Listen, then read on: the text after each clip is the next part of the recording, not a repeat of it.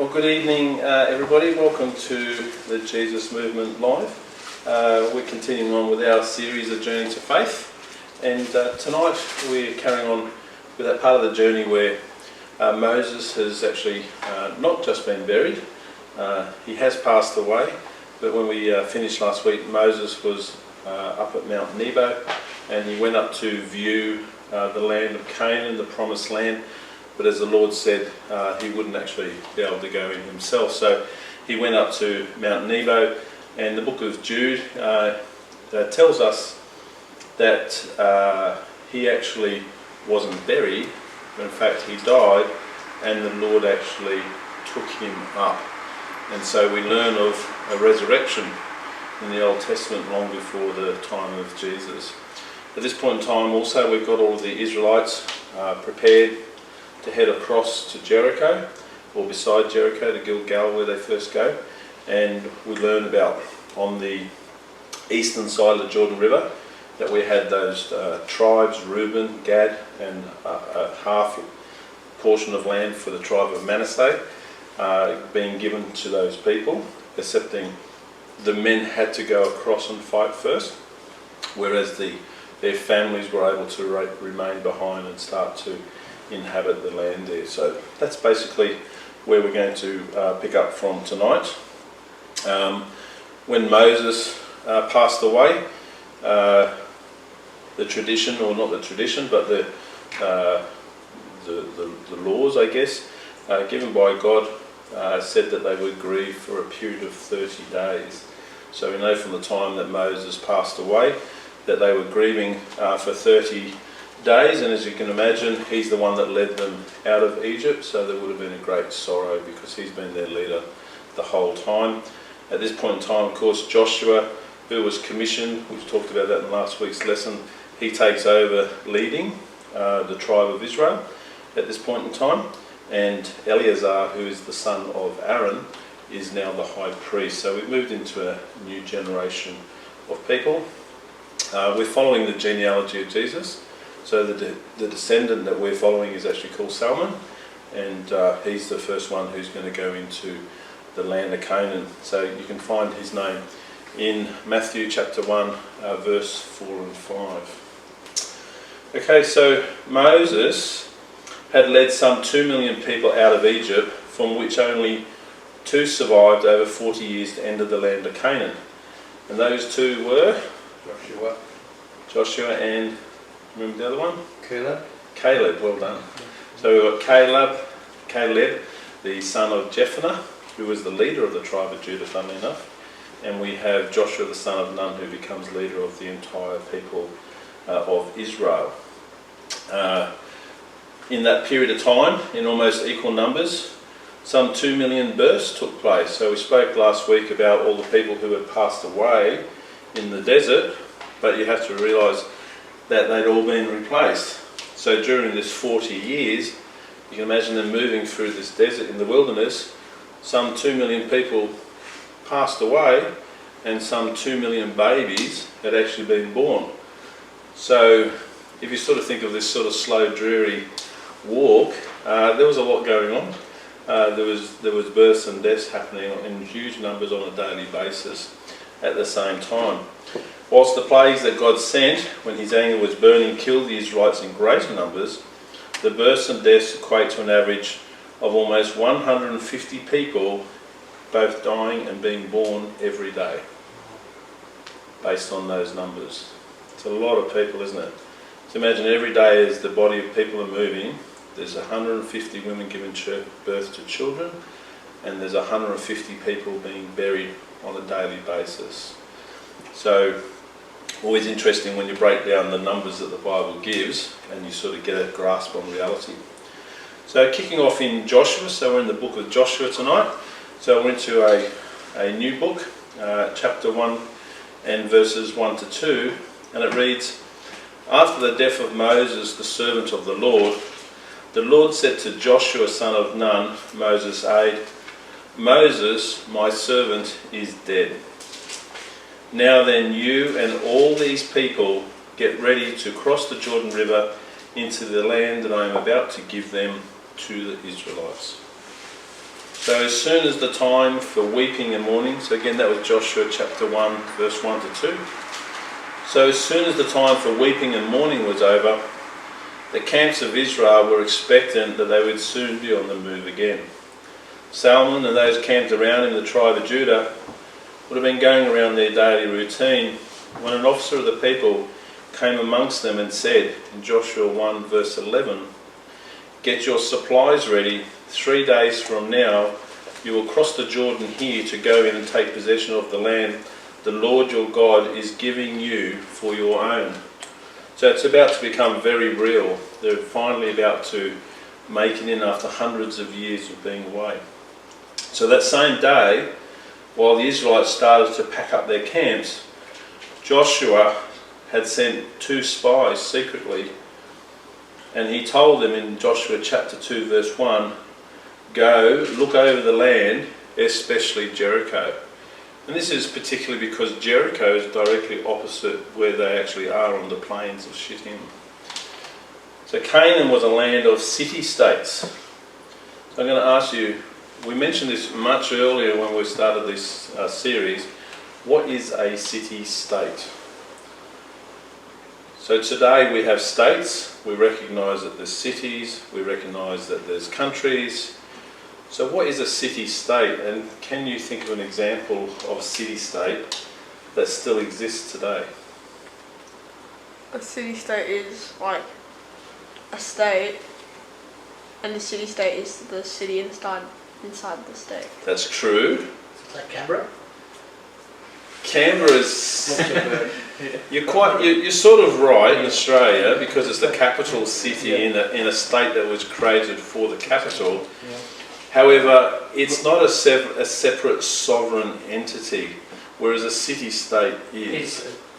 It's a country, but it's a city. It's Luxembourg. Right, so Luxembourg is one, the Vatican is another, and there's another one which is closer to home. There is a kingdom there. I used to follow them. It's in Asia. Monaco is another one, and in Asia there's another Singapore? one. Singapore. Oh, of course. Okay. So these places, the reason they're called city-states is that their origins means that there's a city with the land around it, and the land is a controlled region that's under the protection of the king. So there would be a king with a city, and then there would be the farmlands and the grazing lands outside. The cities would have walls, and they would be built at such a size and populated at such a size that if they were under threat, the people from the land would be able to come inside, and they would close up the gates and they would be protected from an invader. And so these are what city-states are actually known as. So we say that the land of Canaan, the land of the Bible, is a place full of city-states. And so if you go to Israel today and you go to the ancient tells, which are the ancient cities, you'll see there's a huge hill, what they call a tell or a mound, and the city on top, or the remnants of the city, and then of course they had the walls. And so places like Beit Shean, Jericho, there's Hazor, you can go to Dan, you can go to Gath, there's lots of places in Israel, Megiddo, all these places are examples you can go today of these original city-states. So Jericho is a city-state. You may remember the previous week, 2 weeks ago, we talked about the Transjordan giants and the kings, King Og and King Sihon, and how they actually controlled over 66 cities. And so many of the cities on the other side of the Jordan River, in the hill country, is actually controlled by these giants and their kings and their people who actually have already been taken out by the Israelites. The coastal plains and the Jezreel Valley across the top to go up to northern Mesopotamia were controlled by the Egyptians. And so when the Israelites come in where they're coming in, they're going to be confronted by city-state, city-state, city-state. Each city-state needs something vital to survive. What is it? Water.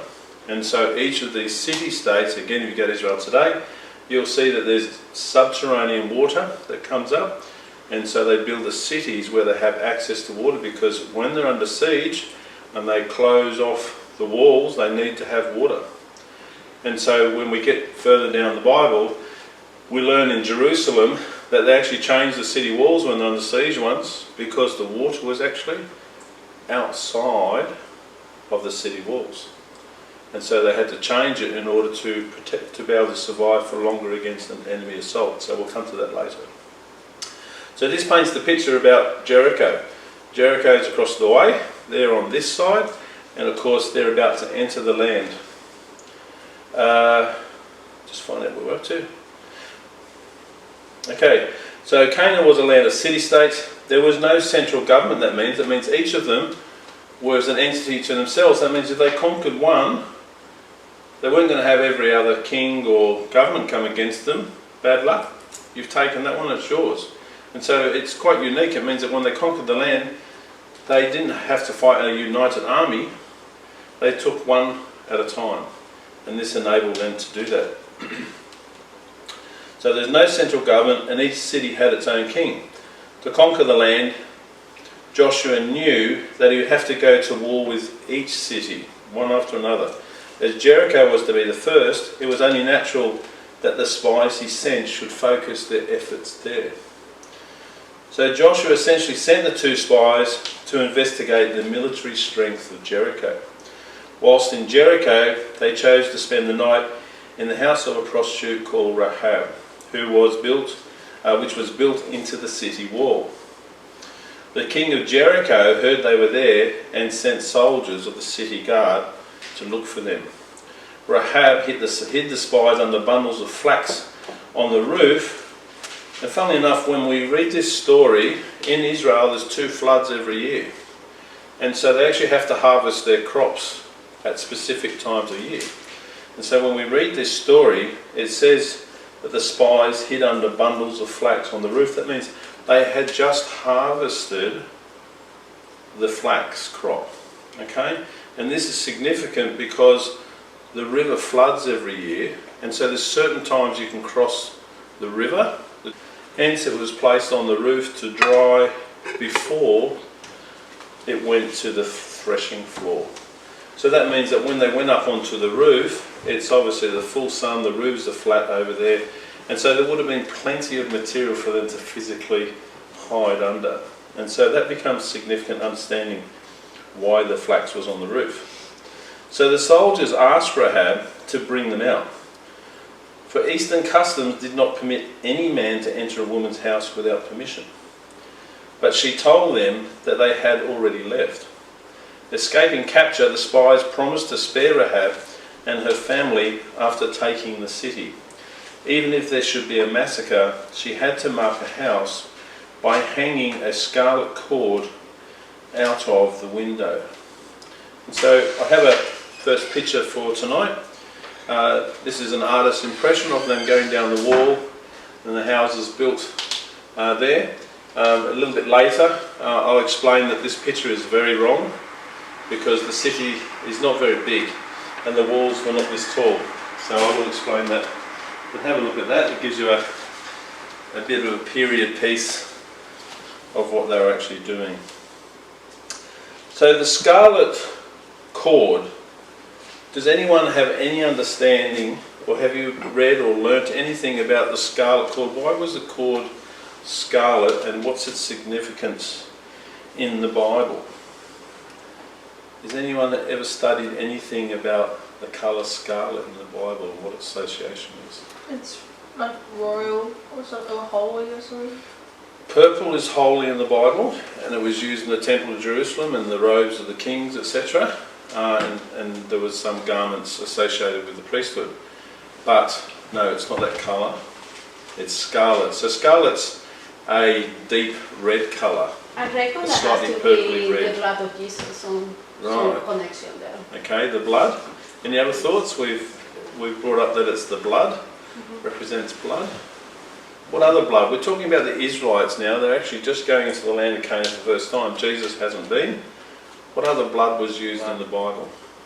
Lamb's blood. The lamb's blood, and it was used for what purpose? Sacrifice. Sacrifice? So when they came out of Egypt, they marked the, Right. they marked the door. In Egypt, they painted on the posts Yeah.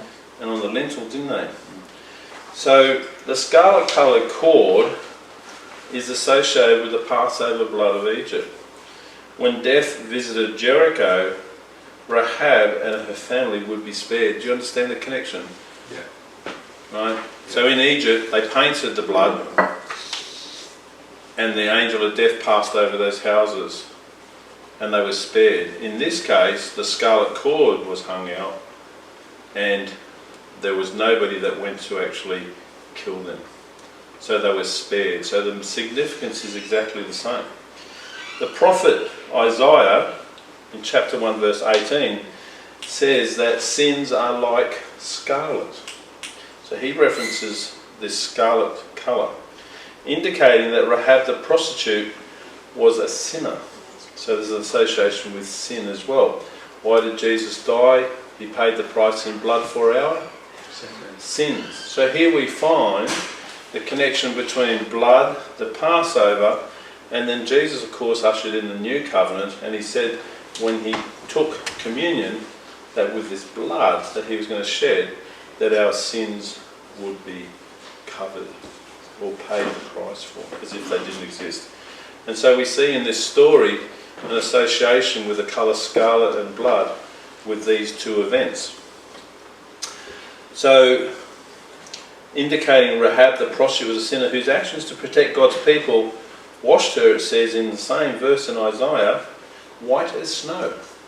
So in other words, when she took this action to save the spies, God's people, she was washed white as snow.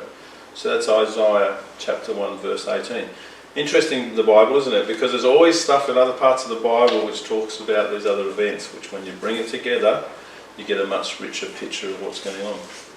So Rahab told the spies in Joshua, we're in Joshua chapter 2 now, verses 9 to 13, it reads, I know that the Lord has given this land to you, and that a great fear of you has fallen on us. So that tells us straight away that as these Israelites are approaching, the people that are there, they already know. They know what's going to happen. And so they have a fear because they know they're not camped across the other side of the river because they're having a picnic.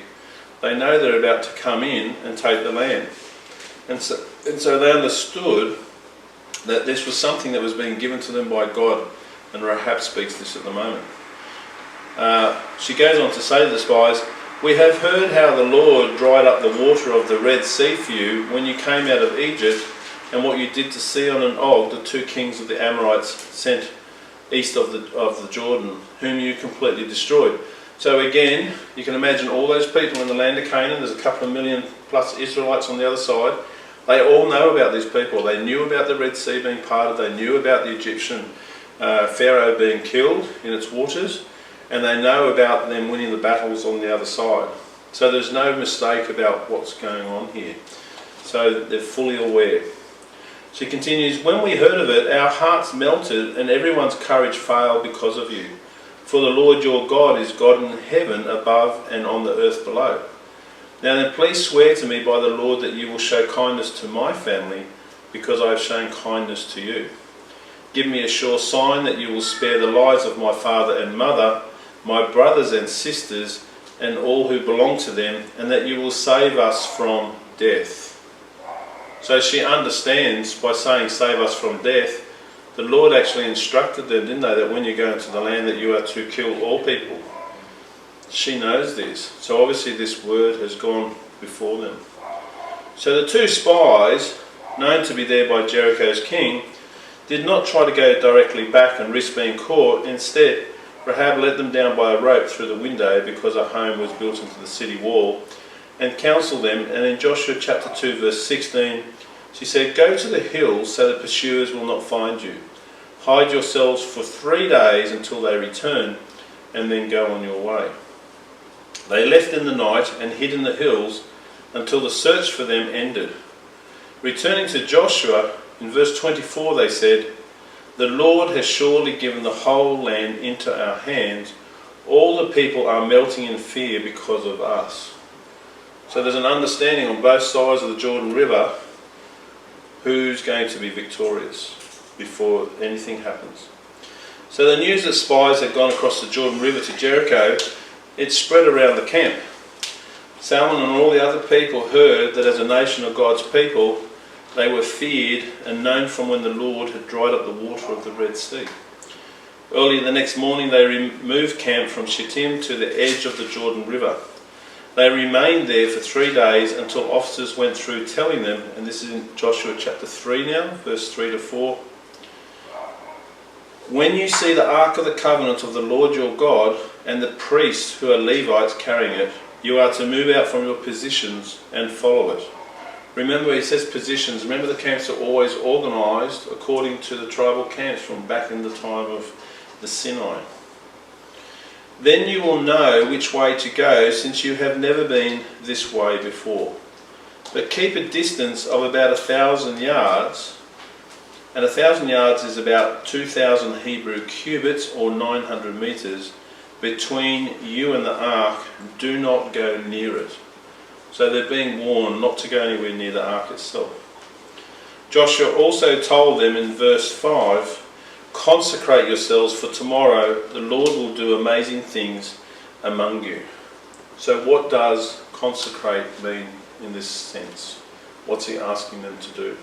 Cleanse himself. They have to cleanse themselves, and they cleanse themselves with water. Okay, so they're beside the Jordan River. They have to cleanse themselves. So they're now going to undergo a process whereby they wash themselves in the Jordan River, and they're also going to wash their clothes in the Jordan River so that they're clean. You've got to remember, in these ancient times there was no showers or bathtubs in their camp. They'd been on the road for 40 years, so they would have been a pretty smelly bunch. There was no deodorants, and so this cleansing process would have made a huge difference to the people. So consecration also required Salmon, the gentleman that we're following, and everybody else to separate themselves from unclean things, especially things that could contaminate his relationship with a pure and holy God. Remember, there's things that are considered unclean in God's laws as well. So it's not just about washing themselves, but it's about separating themselves from what's considered unclean. So Salmon would have gone to the river's edge to bathe and change his clothes. This was such a luxury because he and everybody else now, apart from the 2 leaders, have been born and lived in the desert their whole life. So you can imagine water, flowing water, first time. Water was so precious that they never used it for personal hygiene. But he and the others knew that bathing and changing their clothes signified a new beginning with the Lord. In the book of Psalms, chapter 51, verses 2 and 7, it speaks of sin as a defilement that needs to be cleansed to truly follow God. So God's asking them, before he fulfills the covenant promise, that they're to wash themselves, to cleanse themselves, not just to be hygienically clean, but to symbolically wash themselves of sin before they enter the land. Now this is significant because the story that we told last week, we learnt all about the Midianites and the prostitutes that came down amongst the men, and then the men that went down to fight against the Midianites. They brought people back, then they killed a lot of women and children, and so there was all these things that they had to be cleansed from in order to go into the land. So consecrating themselves as children of Israel, they were assured of God's promises. The Lord had promised that he would do amazing things amongst the Israelites. Just as he opened the Red Sea to deliver them from their Egyptian bondage, he's about to open the Jordan River and take them into the promised land. So this is going to be the next time. Now you've got to remember, apart from the 2 leaders again, none of them were there when the waters were parted when they left Egypt. So they have no experience of what this is like. So the fulfillment of the promise of God's covenant was to be brought to fruition this day. The Israelites woke up and the reality struck them with full force when Joshua called them to assembly. In Joshua chapter 3 verses 9 to 13, he said to his people, "Come here and listen to the words of the Lord your God.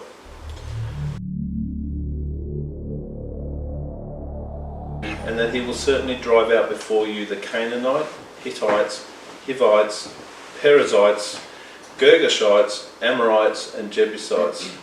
See, the ark of the covenant of the Lord of all the earth will go into the Jordan ahead of you. And as soon as the priests who carry the ark of the Lord, so I just skipped a little bit because of the length, and as soon as the priests who carry the ark of the Lord of all the earth, set foot in the Jordan, its waters flowing downstream will be cut off and stand up in a heap. So we learn about the fact that this river is going to be stopped. So all of them were going to busy themselves right now to pack up their belongings. They would have been rounding up sheep and cattle. We learnt the numbers were quite significant in last week's lesson. And the donkeys would have been loaded with all the possessions. Being from the tribe of Judah, Salmon was used to going first. But unlike his forefather, who was Nahshon, he's not the leader of the tribe of Judah. So he personally is not going to be the first person to cross the Jordan like his forefather did. It was the time of harvest, so the Jordan River is actually in flood. And so we mentioned about the flax and the barley being on the roof. It had already been harvested before the floods came. Because if the floods came, they would lose their crops. And so attempting to cross under these circumstances would literally mean that they would risk their lives. But the Lord had said that he would do amazing things. So the priests carrying the Ark of the Covenant went first, and shouldering their precious load, they carefully edged towards the rushing torrent. But as soon as their feet touched the water's edge, it tells us in Joshua 3:16, the water from upstream stopped flowing. It piled up in a heap a great distance away, at a town called Adam in the vicinity of Zarethan, while the water flowing down to the Sea of the Arabah, which is the Salt Sea, or the Dead Sea as we know it today, was completely cut off. So we learn at this point that the water didn't stop where they were crossing. It stopped at this place called, as they would pronounce it in Israel, Adam. Now, Adam is a place that's actually in today's Jordan. So if you're on the Israel side of the Jordan River or the border, you actually can't get to it. So when we went there to Israel, we couldn't actually get to the spot. There's nothing really much there in reality. But we took a photo of what it actually looked like there. But Adam today is called Tel Ed Damia, and it's found 29 kilometres or 18 miles to the north of ancient Jericho, which today is called Tel Es Sultan. So it's a considerable difference. So I've got a map here, which I'll post onto the YouTube video, and it actually marks on here where Adam is, so you can sort of see the distance away that the water actually stopped flowing. So I'll just pass that for you to have a look. And the green territory that's on that map defines the conquered territory that they've already conquered on the other side of the Jordan River. So it's interesting to note, there's a little bit of history around this, is that where Adam is, it's actually a known place in history where the Jordan River has stopped on more than one occasion. And so when we look at the Bible, God does these amazing things, as it says, but we also learned that God uses natural means to do it by. We live on the earth. And so a couple of lessons ago we learnt about how he sent the hornets in to chase the giants out of the escarpment to fight and defeat King Og. And so in this particular case, there's some historical documentation that talks about this point where Adam is. There's actually a bit of a high bluff with a pinch point in the river where it's narrower. And what actually happens is in certain weather conditions and earthquake conditions, this face actually collapses into the river and blocks it, cuts it off altogether. And so there's a historical recording in AD 1267 that's still known, and that was the result of an earthquake that caused a section of the cliff to collapse and blocked the water flow for 21 hours. Again in AD 1927, the same happened again. So what we have to realise, because we're about to go into the story of Jericho and the walls falling down, is that this cleft in the earth, the Jordan River coming down from the Sea of Galilee down to the Dead Sea, is actually what's called a subduction zone geologically. And what that means is that the Earth's plates meet there. Two things can happen. Either push together and go up and form a mountain range, or they form what's called a subduction zone, which means one comes to the other and actually pushes under, and one plate goes down like this.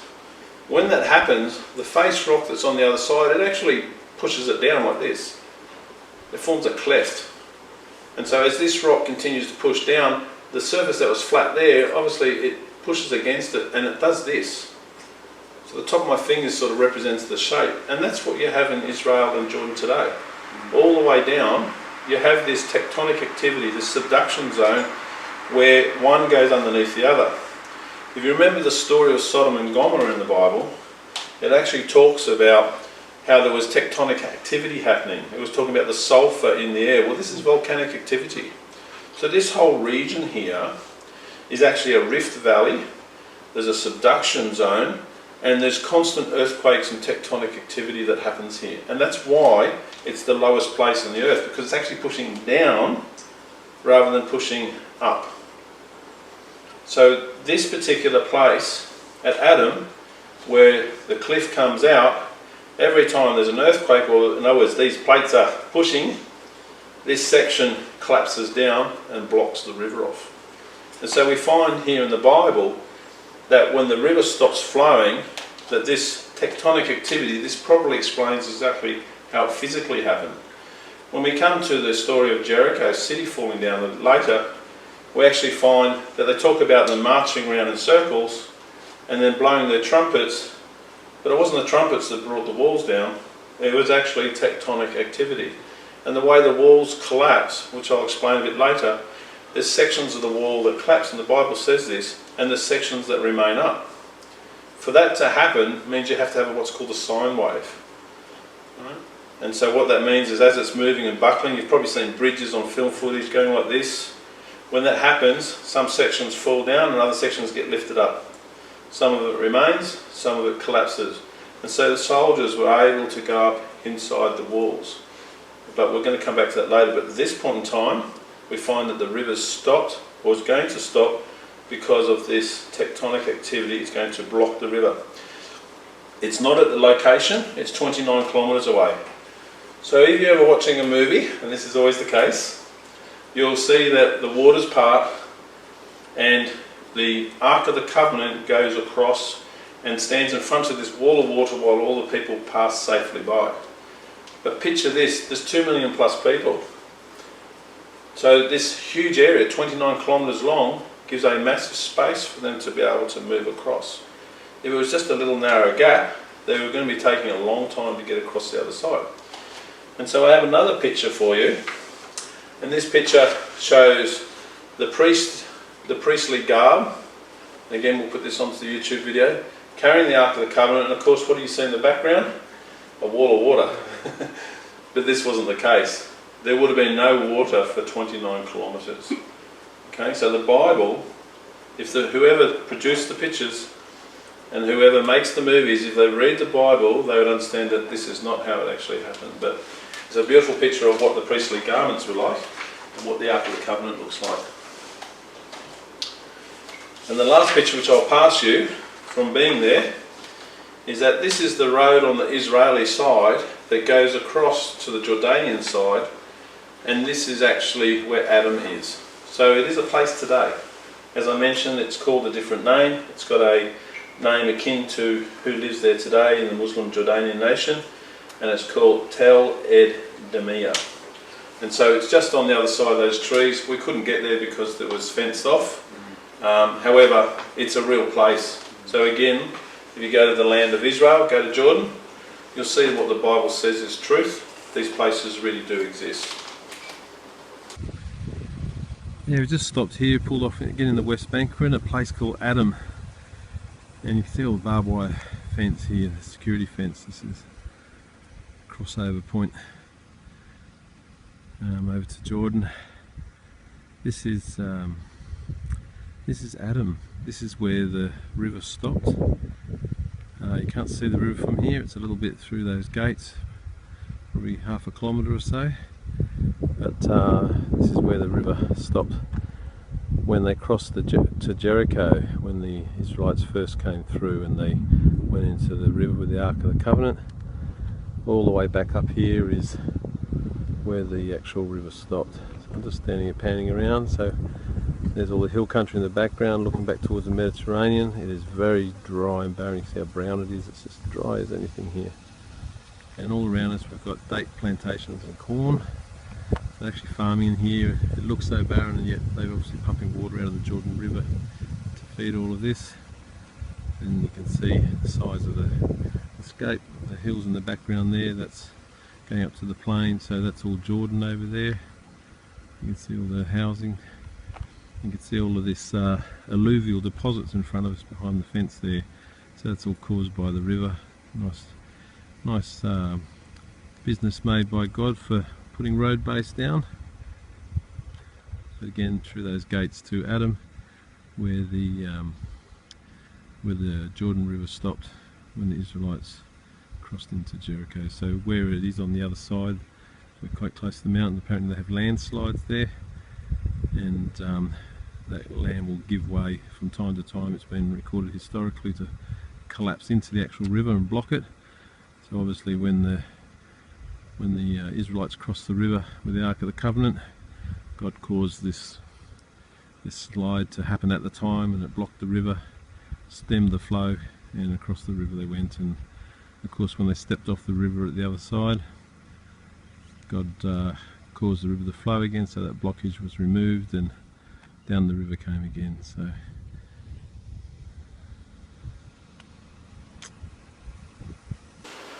So going back to the scripture, Joshua chapter 3 verse 12 to 13, it says, "The men of Reuben, Gad and the half-tribe of Manasseh crossed over, armed in front of the Israelites, as Moses had directed them.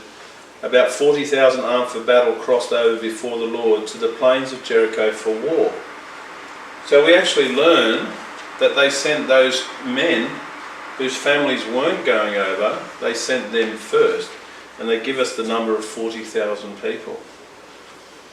Salmon's tribe, the tribe of Judah, crossed next because traditionally they always went first. Then the tribes of Issachar, Zebulun and so on, until all the tribes had passed. The only people who remained were the wives, children and livestock from the tribes of Reuben, Gad and the half-tribe of Manasseh, whom Moses has said could stay in the land that God had granted them. Going to verses 16 to 17 of Joshua 3, says, "So the people crossed over opposite Jericho. The priest who carried the Ark of the Covenant stood firm on dry ground in the middle of the Jordan, while all Israel passed by until the whole nation had completed the crossing on dry ground. Once they had all reached safely to the opposite shore, 12 men were called, one from each tribe, and they were appointed to take up a stone on their shoulder." And in Joshua 4 verses 9 it says, "From the middle of the Jordan at the spot where the priest who carried the Ark of the Covenant had stood." Okay, so obviously these stones would not be available. So we can get the picture at the bottom of the river. They put them on their shoulders, so they're fair size, and they would have been like a huge pebble. They would have been worn smooth. And so they were each to collect one of these stones. In Joshua 4 verse 17, Joshua commanded the priests, "Come up out of the Jordan." So we're not reading every verse, but we're getting the main points here. "And as soon as they made their way out of the Jordan, the Ark of the Covenant," again with the Ark of the Covenant, beg your pardon, "the Jordan River again flowed in a raging torrent in full flood as it was before." Now when you go to Israel today and you see the size of the width of the Jordan River, it's not very wide. But the reason is because you take a huge amount of water out for irrigation. So if you look at an alluvial plain, you'll see all of these zigzagging sections with all the stone deposited. And that's what you can see today. So from looking today, if you want to look on a satellite picture, I've been there and seen it, you can see the huge width of this river. And you can see the fact that there was floods because of the size of what it actually deposited. So I'm giving you a bit of geology lesson. I am a geologist, but it helps because it gives you a really good understanding of all these things that happen around this particular place. So back to the Bible. So a new year and a new season had arrived. In Joshua 4, chapter 4, verse 19, it says, "On the 10th day of the first month, the people went up from the Jordan and camped at Gilgal on the eastern border of Jericho." So notice this, it's the beginning of a new year. Okay, the new year is associated with the floods, the harvest season. Joshua set up these stones that were collected as a memorial to mark the place where the flow of the Jordan River was cut off before the Ark of the Covenant. The Israelites gathered, and Joshua said to them in verses 21 to 24 of chapter 4, he said, "In the future, when your descendants ask their fathers, 'What do these stones mean?' tell them, 'Israel crossed the Jordan on dry ground. For the Lord your God dried up the Jordan before you had crossed over. The Lord your God did to the Jordan just what he had done to the Red Sea when he dried it up before us until we had crossed over. He did this so that all the peoples of the earth might know that the hand of the Lord is powerful, and so that you might always fear the Lord your God.'" So what's being made clear here is that no man did this. This is God who did this for his people. And so he asked a marker to be put there in remembrance of what God did. So you notice as we pass through the Bible historically, God's constantly putting remembrances and markers and festivals for his people to remember that it's he who provided for his people, not that his people did these things. So God was always with them. So apart from the new leader of the nation of Israel, Joshua son of Nun, and the leader of the tribe of Judah, Caleb son of Jephunneh, none of these people who had just crossed the dried up Jordan River had been born when their parents crossed the Red Sea. So Salmon, as you can imagine, the gentleman we're following in the genealogy of Jesus, the forefather of Jesus, was elated. They were all elated. They've just crossed into the promised land. They're finally going to walk into their inheritance. Not only had he seen the power of God's hand in battle, so for these people, they didn't see the Red Sea.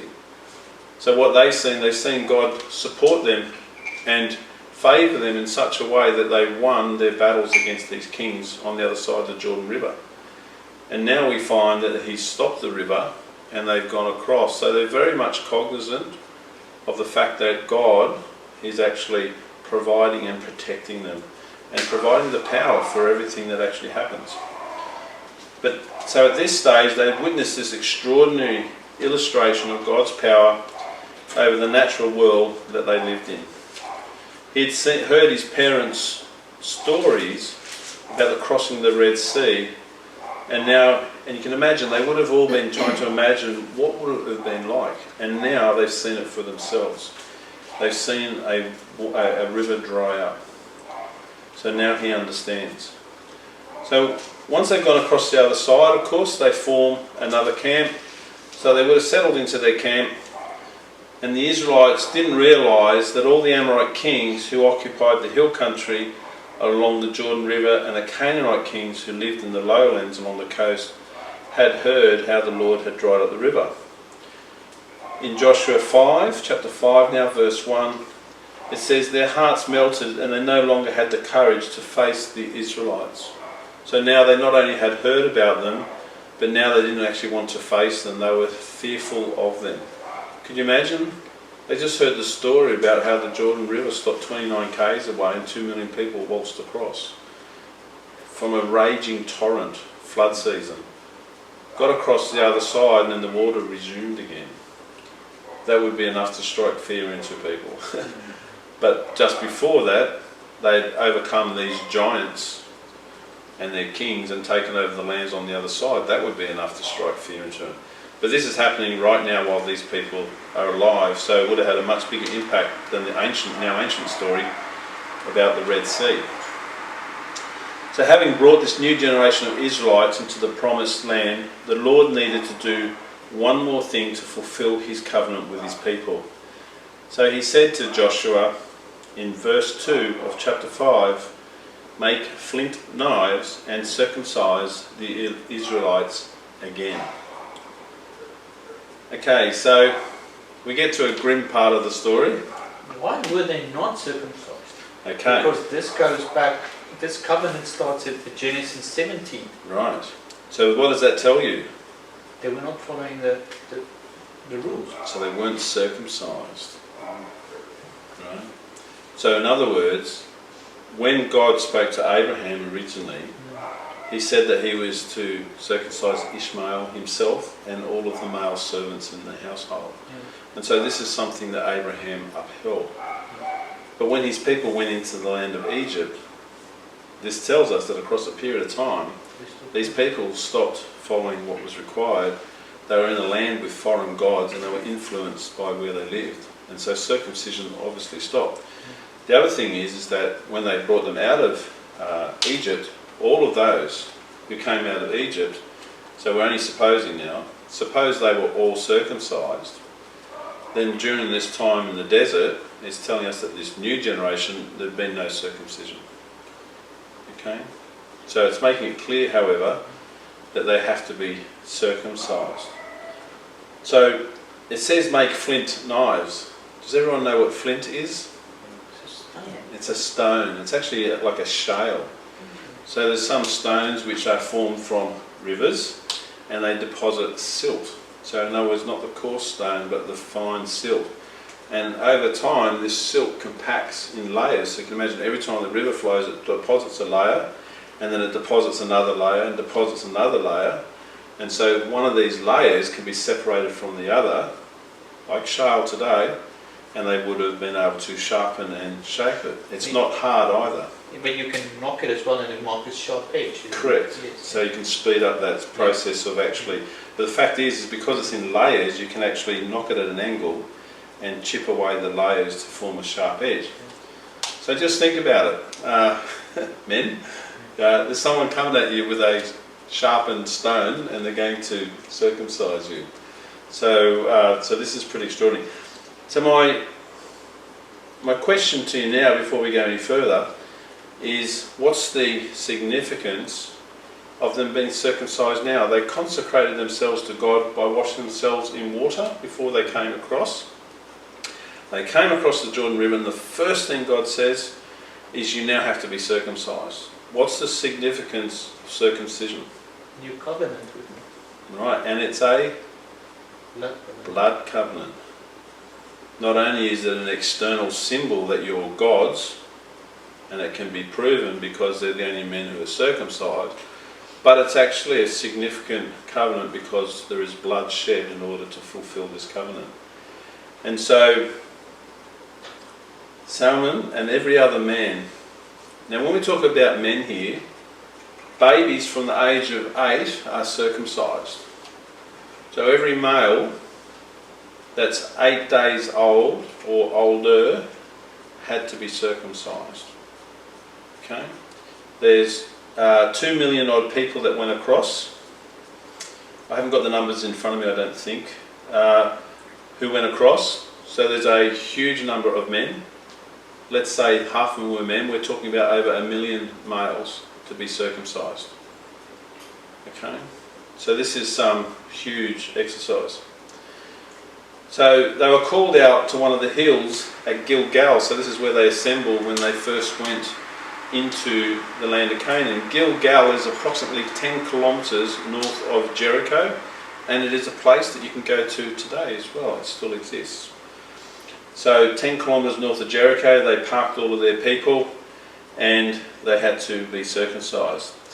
So all the men, the boys and the infants down to the age of 8 days old, Joshua spoke to them and the parents of the young about the commandment originally given to Abraham when God said to him in Genesis chapter 17 verse 11, "You are to undergo circumcision and it will be the sign of the covenant between me and you." So in Joshua 5:5 it says all the people that came out from Egypt had been circumcised. So there's my answer to the earlier question. Right? So the people who came out of Egypt had been circumcised. But all the people born in the desert during the journey from Egypt had not.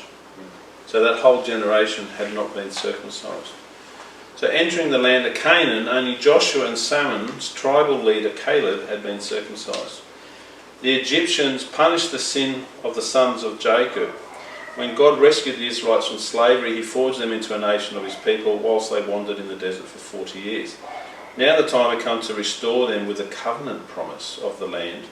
But first he required them to be circumcised to fulfill their obligation under the covenant. So in other words, the physical circumcision was actually an act by them to actually fulfill their obligations to God. God was fulfilling his, he brought them into the land. Now they had to fulfill theirs and be circumcised to dedicate themselves to him and fulfill their obligation under the covenant. So these knives were made from flint, which is a flat hard stone whose edges were chipped to produce razor-sharp cutting tools. Over 1 million Israelite males queued and took their turn to have their foreskins removed by a sharp flintstone knife on a hill separate from the camp.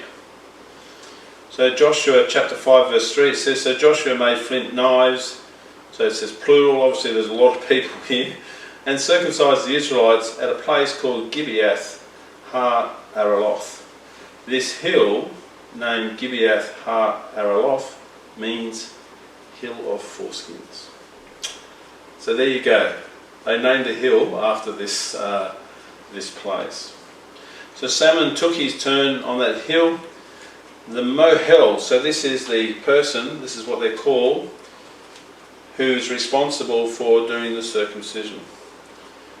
They would have greeted them and said, Baruch haba, and given their blessing for the circumcision he was about to perform. So this is a religious rite. This is an act for God. So there was words that were spoken over and they were blessed when they did this. So basically, Salmon and all the other men, they would have had to lift up a tunic and a kilt and expose themselves, and then these gentlemen would have pulled their foreskin forward and cut it off with this stone flint.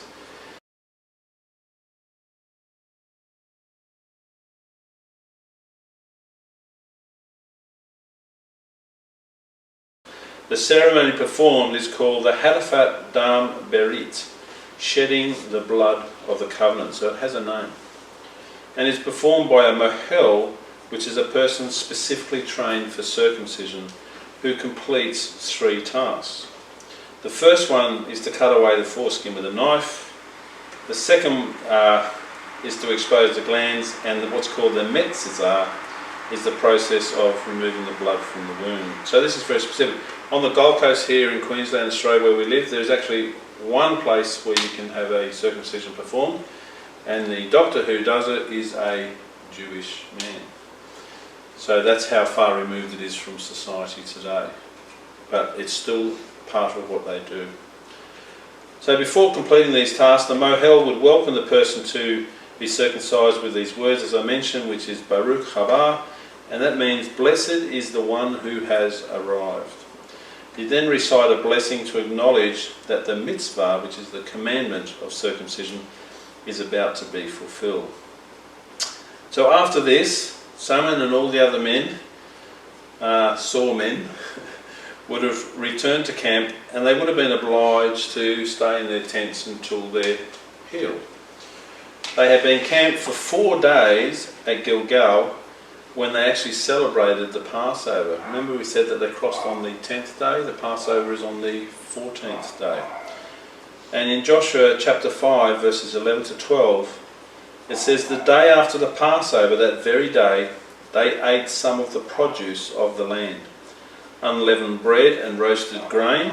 The manna stopped the day after they ate this food from the land. There was no longer any manna for the Israelites, but that year they ate of the produce of Canaan. So remember the promise, it said that the land of Canaan was the land of milk and honey.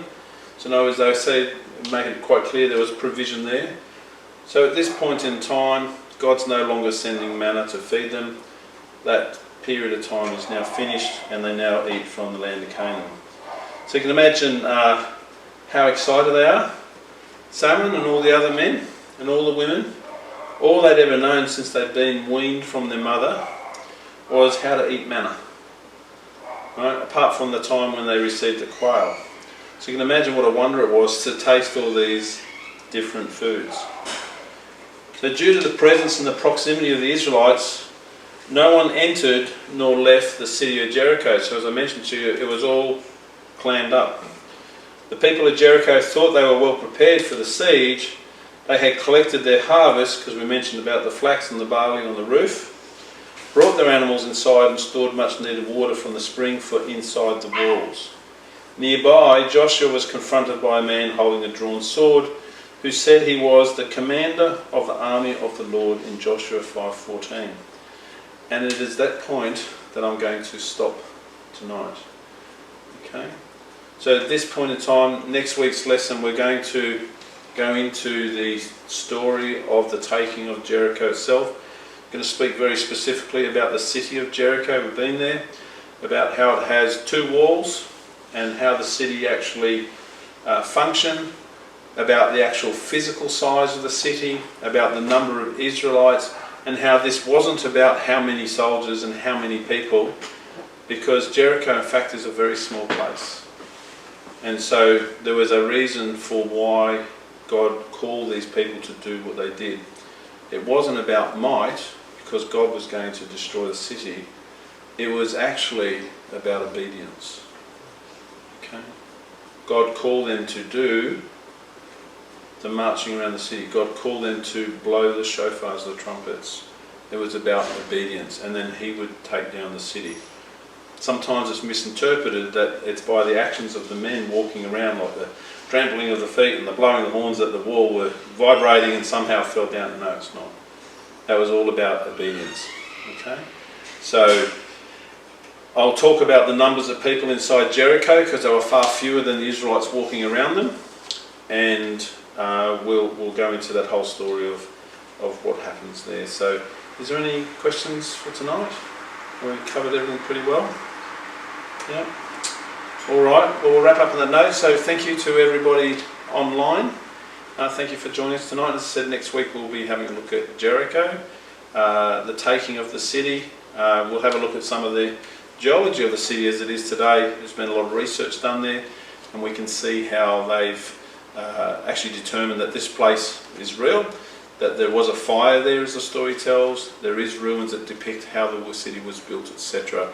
And amazingly, on the north side, there's still a wall that stands to this day on the northern side, which wasn't knocked down to protect Rahab. So thank you for joining us tonight. God bless.